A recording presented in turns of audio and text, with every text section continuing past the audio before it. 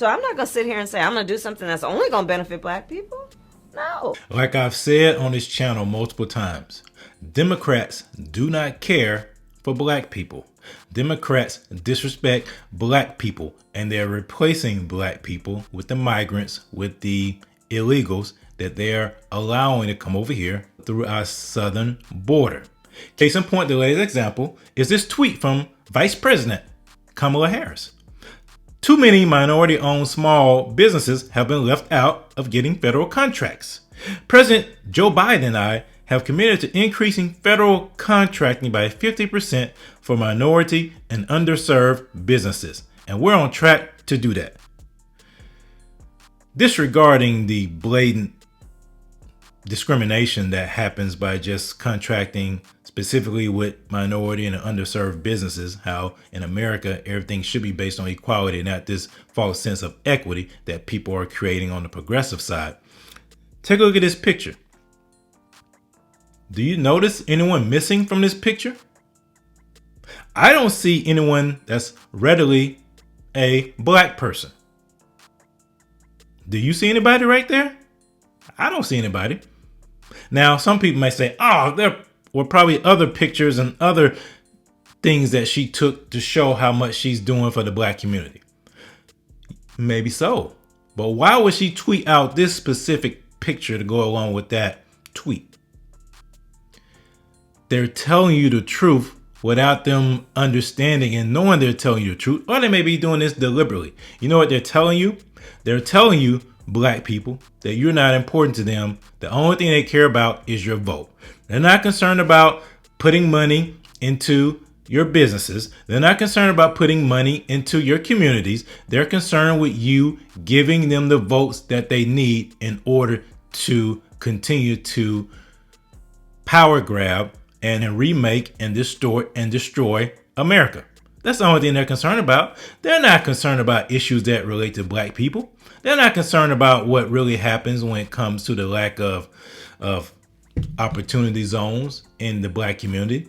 Yeah, they may give you some lip service to reparations. They may give you lip service to things they'll do for the community, but they're not going to do anything for the black community because they know they have your vote and they don't have to do anything.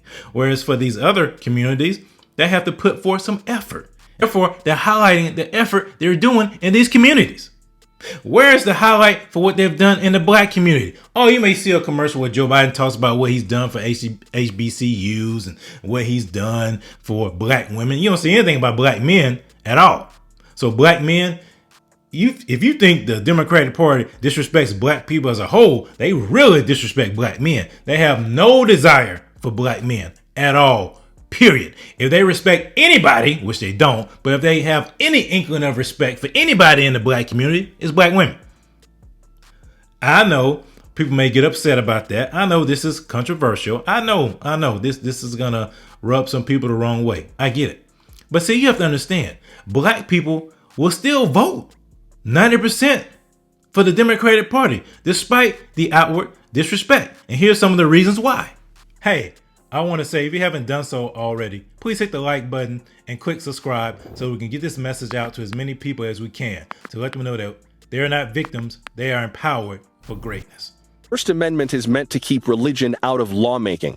Still, parts of the Bible are very overt about politics. Consider Isaiah chapter 10. Woe to those who make unjust laws, to those who issue oppressive decrees, to deprive the poor of their rights and withhold justice from the oppressed of my people. That is our responsibility as faith leaders, to ensure that our congregations are leveraging their own individual influence with the elected officials that represent them. In Brooklyn, New York, Bishop Leah Daughtry stays active with the Democratic Party nationally. She ran two of its recent conventions, Denver and Philadelphia. The bishop leads the House of the Lord churches, a Pentecostal network of churches with an Afrocentric focus. She says the party can supplement her religious advocacy, but not replace it. The Democratic Party is a tool. It's a means toward an end. It is not church. It's not designed to be church. They've got their objectives, and I have mine as a faith leader. Sometimes they intersect. Sometimes we're striving for the same things. Sometimes we're not. And so when I size it up, I say the Democratic Party better reflects, not perfectly, but better reflects my values as a Christian than the other party does. So you heard that, right? That's the sentiment throughout the black community, unfortunately. This woman had the nerve to say that the Democratic Party better reflects her values as a Christian than the Republican Party. Now, if you've been on this channel long enough, you know I don't get on here and stump for the Republican Party. They got their issues as well.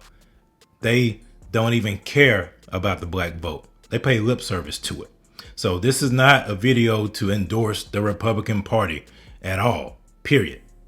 But I will ask this question in terms of what she just said. Let's take a look at the Republican and Democratic platform as of 2020. So she said, listen to what she said.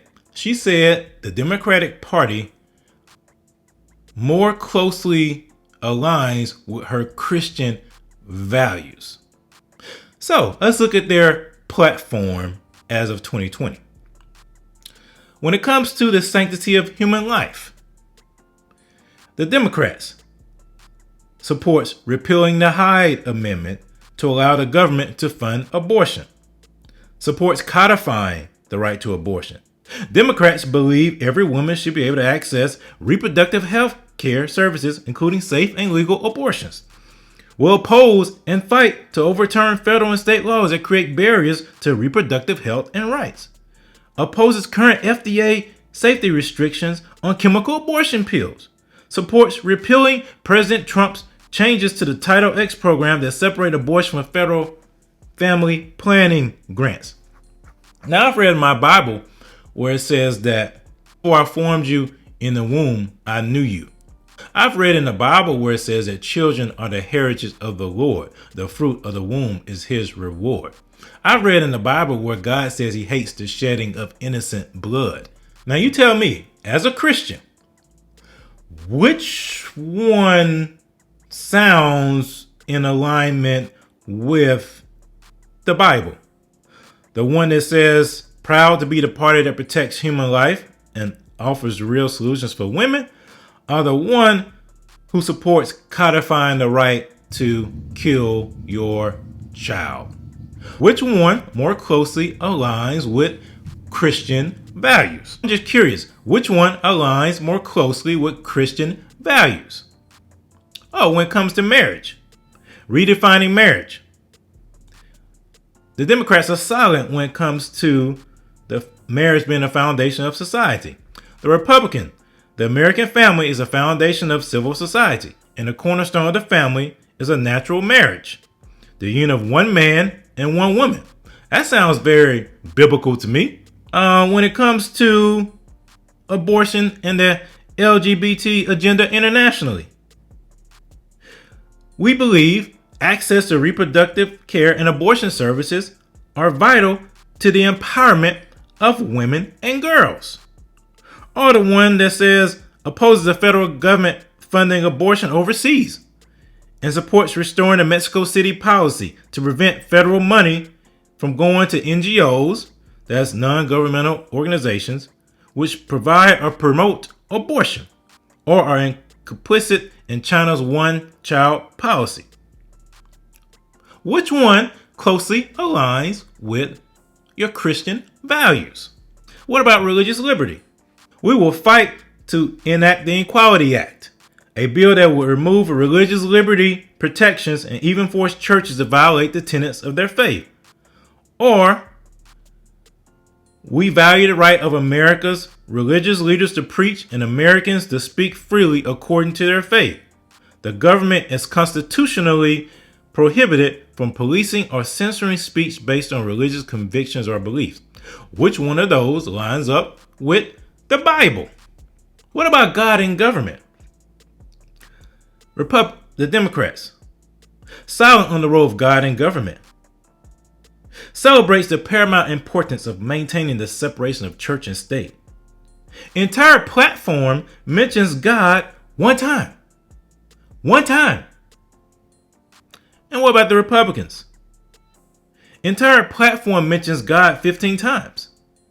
We support the public display of the Ten Commandments as a reflection of our history and our country's Judeo-Christian heritage. I showed you this platform to highlight and demonstrate that black pastors and black religious people and black Christians who vote for the Democratic Party don't do it because of their Christian values. Don't tell that lie. Do not tell that lie that you're voting for the Democratic Party because of your Christian values. Because if you were, you would not be voting democratically based upon this platform that I just showed you. Tell the truth. You are voting for the Democratic Party because you see them as a means to an end to accomplish your cultural, Marxist, racist ideology agenda. That's the only reason you're voting for the Democratic Party. And a lot of black churches adhere to black liberation theology, which is not biblical in nature, which is not Christian at all. So don't sit here and tell your Christian values are not biblical values. So don't sit here and tell me you're voting for the Democratic Party, black Christians, because they are closely aligned with your Christian values. They're closely aligned with your socialist, Marxist, communist, cultural Marxism ideology. And in that sense, they are very, very, very closely aligned because the Democratic Party has been overrun and taken over by cultural Marxists, socialists, and communists. So therefore, you see why almost 90% of black people vote for the Democratic Party, because they see that party as the vehicle to accomplish their ends of making America pay for the ills and the oppression that they have inflicted upon black people. Or let me put it more precisely, the children of foundational black Americans. Let's put it more precisely. We're not victims. We are empowered for greatness. Until we strip off this racial idolatry, this adherence to this black liberation theology in the black community, Democrats will continue to disrespect black people because they know that they will continue to get your vote, and you'll continue to get the same rundown, messed up, broke down policies that do nothing to advance black people in the community. It's as simple as that. Hey, I want to say, if you haven't done so already, please hit the like button and click subscribe so we can get this message out to as many people as we can to let them know that they're not victims, they are empowered for greatness.